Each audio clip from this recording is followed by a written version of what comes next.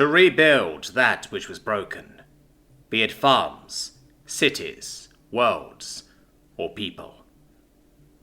Restoration Corps motto. Huji looked out over the barren landscape that had once been flourishing farmland and sighed deeply. His sigh was the heavy colour of grey, but the land was the colour of burnt brown. He oversaw a small colony on the very outskirts of his species, the Zur's galaxy. Before the war, him and his kind had been considered social pariahs due to their steadfast rejection of the aggressive expansionism that had built the Zur Empire over the past 500 years. It hadn't been an easy life. Cut off from the Motherworld support, his colony had floundered during his first few decades, but still he had worked hard to pull life from the sandy pit of this barely habitable desert planet, and had been successful. His successes had seen him being rapidly promoted through the colony's leadership. Once he had been asked to pull life from dirt. As the colony's administrator, he had then been asked with pulling lives worth living from the simple survival of his own people. Huji, though not alone, had succeeded once more. There was precious little pure stubbornness and unholy optimism could not achieve. Almost nothing that could not be conquered with 1,000 souls completely committed to the cause. Hope had burned bright, like the twin suns which burnt overhead, like the midday sand which burnt underfoot, like the fire that burned in every parent's eye as they made a better life for their child, like the fire that burnt in his eyes. The colony grew, like an old vine in an overgrown garden, a garden of weeds and challenges, a garden which had been abandoned to the wilds by its former owners, one which contained a treasure nonetheless. For treasure does not diminish regardless of the value another fails to see in it. Their vine had borne fruit despite the conditions.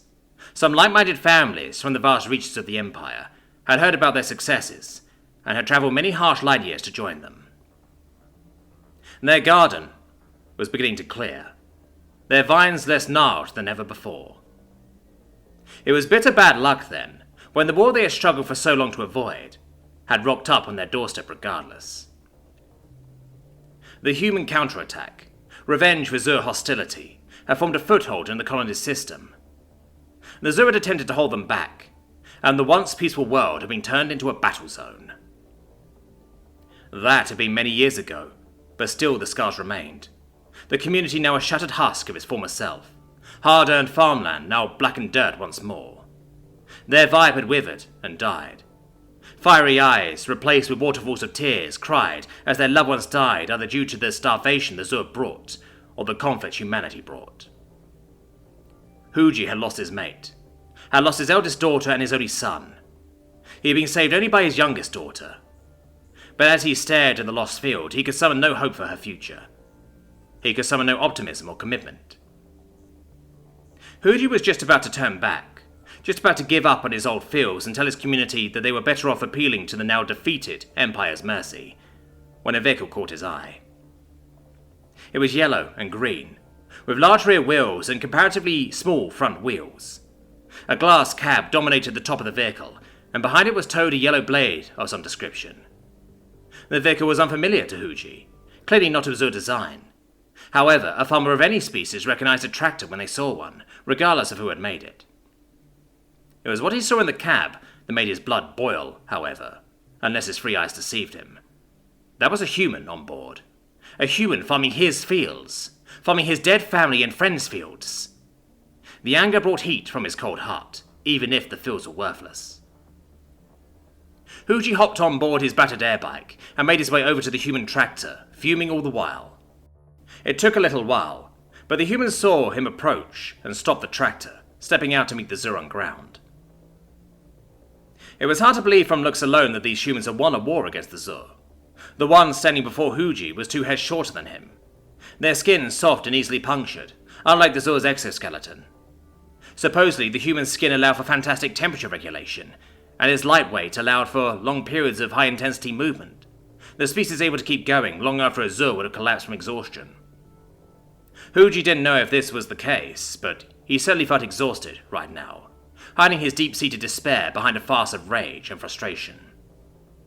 Holding onto the flame of anger like a desperate man holding onto the embers of fire in a dark and cold pit. "Howdy, neighbour. The name's Sam," said the human, Holding out his hand in what Hughie's translator informed him was a gesture of friendly and/or formal greeting. The human had dark skin and even darker hair, his two eyes a bright green. The human reminded Hughie of how his field, and colony by extension, used to look. Dark and brown, with just the brightest speck of green emerging from the soil. Hughie didn't take the human's hand, which was a negative reaction to the gesture, according to his translator. "Why are you here, human?" the Zur asked, hoping the human's translator could translate the anger rumbling in his voice. If the human was aware of Hughie's mood, Sam gave no sign of it. "Human Restoration Corps. My crew and I have been tasked with restoring the farmland that was here before the war, and turning it over to the locals once the job's done," she said with a diplomatic smile. "We'd informed your government that we'd be doing this here and were given the go-ahead, but I'm assuming you haven't been told about that?" Her expression was one of forced friendliness, her posture tense and nervous. Hughie said nothing for a while, finding no further kindling for his flame in the human's words. As the flame of anger burnt out, he felt colder than ever before. The humans could have the barren field. They'd have no better luck restoring it than his colony, unless they were willing to expand far more time and money than he gave them credit for. Hughie simply turned his back on the human and left. "Well, that could have gone better," muttered Sam under her breath, as the Zur rapidly shrunk against the backdrop of the field. She wiped a bead of nervous sweat off her forehead and climbed back on board the John Deere. She still had a lot of work to do today before she could call it quits. Before she would call it quits. Several months had passed since Hughie's first interaction with the Human Restoration Corps. Since then, they had been working diligently on the fields that he had long given up on. They had also approached the town to request formal permission to do so, as well as permission to set up a few of their habitats nearby. Hughie had been tempted to send their would-be conquerors packing. However, it was his youngest daughter who had convinced him to allow them to stay. She had been doing research on the Restoration Corps, and was seemingly convinced that the Zur colonists could trust them. Hughie didn't know how he felt about putting his faith in human propaganda, but Dewey had made the argument that without help, their colony was doomed. So what harm could letting them try to help cause? A part of Hughie had wanted to argue. He found the premise completely absurd. The humans had spent years beating the Zur into submission, and now they wanted to restore their previous enemy? Hughie had no doubt that once the farms were complete, the humans would quickly go back on their word, kicking the Zur colony off their own planet and claiming it for themselves. But his daughter had lost her mother, and all of her siblings. How could he possibly deny her the last possible chance to keep her home? She would never forgive him for such an act. No, more than that, he would never forgive himself for such an act. Could not forgive himself for such a thing. So he had agreed. At the very least, the humans were stockpiling supplies to get them through the winter to come, something which his own empire had failed to do time and time again. Dewey had hugged him with excitement, and demanded to be the one to share the good news with that Sam human. Hughie agreed, not willing to interact with the humans himself, oblivious to the real reason why Dewey wanted an excuse to see Sam. Hughie moved sluggishly, the cold evident in his every step. The winter had turned out to be far more brutal than anyone could have reasonably expected, starting sooner than usual, and most likely going to end later than typical as well. As much as it galled him to say, without the human supplies and assistance in preparing for the winter, many of his colonists would have been facing starvation before the cold broke. The knock on his door repeated, and Hughie gave the Zur equivalent of a sigh. Rustling his exoskeleton plates together to create a wind chime-like sound. Only a human could have expected a Zur to answer the door so quickly, with the weather as it was. He suppressed his next sigh once he opened the door, and saw who he was dealing with. Sam was around, again. "Sam," Hughie said, "I'm afraid Joey is visiting a friend this afternoon." "Oh no, that's not why I'm here, Hughie. I was just wondering if the Zoo would be interested in celebrating the winter solstice with us humans. It's coming up at the end of this month," replied Sam. Her cheeks were flushed either from the cold, or from his assumption that she was here to visit his daughter. Hughie had been getting increasingly good at reading humans over the past few months, and usually didn't need to rely on his translator. This was mostly because his daughter insisted on dragging him along to many human events with her friend Sam. The thought of her feeling so strongly for a member of the human tribe made his stomach roll with worry, as he didn't want to see her hurt once the truth of the human's mission became clear to all. But he was powerless to stop her. He was powerless to even warn her. The hope burning in his daughter's eyes was the only thing keeping him going. "Winter solstice, what is this?" he asked, mandibles twitching in mild annoyance at being dragged to yet another event by his daughter. "It's a celebration and rest day. The winter solstice is the shortest day of the year. It marks the halfway point of winter. Every day after grows longer, as winter slowly fades. It's to celebrate that we've made it through the darkest and coldest days, and that we can make it through the dark days ahead. It's to celebrate that while not perfect, the future is bright. That spring will come again," Sam answered with a shy smile. Huji stopped twitching his mandibles. He liked that idea. His species had plenty of celebratory days, but they were all dedicated to the various conquests in the Empire's history, to death and destruction and victory. He had never celebrated one since landing on this planet. But this?